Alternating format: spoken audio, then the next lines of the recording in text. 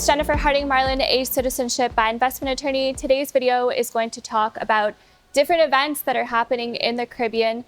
The Caribbean is known to be very culturally vibrant, and there's a lot of music festivals, carnivals, sporting events, food festivals, and so much more.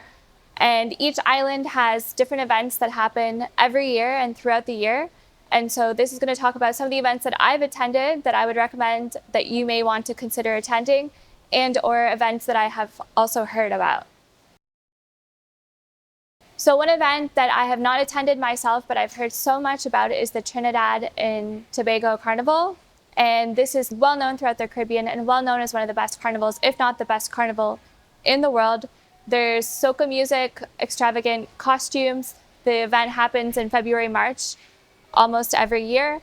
And it's a really great way to celebrate the culture as well. If you're big into partying, there's a lot of events. You likely won't sleep for 3 days if you do attend the Trinidad Carnival. But this is just one example of a Caribbean island that has a carnival. A lot of other carnivals, such as Badabanu, which happens in approximately April of every year in Cayman Islands, I've personally attended.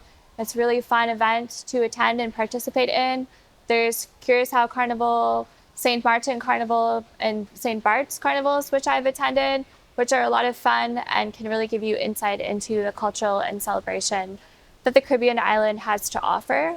There are other islands, such as the Bahamas, that has Junkanoo. There's Juve in many different islands. In St. Kitts, it happens at Christmas, around Christmas time. And then there's Spice Mast in Grenada, for example. And Nevis has the Culturama that happens every year in the summer, which you may want to consider attending, especially if you're a foodie, planning your trip around a food festival. So Cayman Islands every year has the Cayman Cookout, which attracts chefs from all around the world to compete against each other. And then many islands will have agricultural competitions and agricultural events and food festivals, such as Antigua. Recently, within the past couple of years, there's the Nevis Mango Festival, for example. And every year, especially during opening, just before the high season, each restaurant may have a grand opening or an event that happens that you may want to attend as well. There can be special discounts if you're a citizen or a local, especially during the lower seasons, to spur the restaurant to obtain more clients. And so if you're a foodie, you may want to consider one of these food festivals and attending around a food festival. So there are music festivals throughout the Caribbean. There's a lot of top-notch musicians. So every year there's the St. Kitts Music Festival, which happens in approximately June. There was Badabanu, which I've personally attended in Cayman Islands, which is a really cool and fun event. There's a lot of really talented musicians, as I've mentioned, throughout the Caribbean, which you may want to consider planning your trip or planning your visit around different music events. So there's a lot of sporting events. For example, there's the Barbados Marathon. So you run along the shoreline, although Barbados does have a lot of sea swims. Cayman Islands is known to have a lot of sea swims, including the Flower Sea Swim, which happens every June.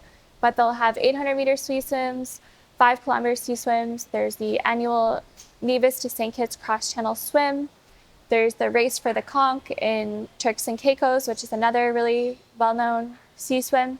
All the different islands will have swimming competitions, running events, triathlons. So for example, a nearby island to where I am right now is Saba, and Saba has an annual triathlon. So depending on the sporting event, or if you want to be a spectator and or participate in the event, then you may want to look into further sporting events that occurs. For example, there's the Carifta Games, which is really popular amongst youth. And then cricket is very popular throughout the Caribbean. So they have the Caribbean Premier League, beach volleyball, running events, and so much more. So if you're into doing sporting and you want to participate and train for an event and make all your plans around the event, that's something that you may want to consider. And then probably my favorite is sailing. There's a lot of sailing weeks and sailing regattas throughout the Caribbean. If you want to become more involved in the sailing industry and or be a spectator and just see some of the most magnificent large yachts and boats in the world, there's the St. Bart's Bucket Race, which I typically attend regularly. Almost every year it happens in March, and it's really cool. I love to go to Columbia Beach in St. Bart's and watch the turnaround point for all the boats. And then there's a lot of parties and events that happen around these sailing weeks. Antigua is very popular for sailing regattas and sailing weeks, and it happens approximately in April, May of every year. So that's another event. for sailing, and that if you're interested in participating in sailing and learning how to sail, there's beginner courses on a lot of the different islands, and you can take online courses for sailing as well. And so really, I'm just, talking about all these different events, but it really is specific to what you want to do and what you want to experience. But if you have the opportunity to go and participate and or watch some of these sailing events and have an admiration for boats, it can be very, very exciting. So all in all, this video just touches on sporting, music festivals, agricultural and cultural events that you may want to attend and consider going to. All the best. Bye for now.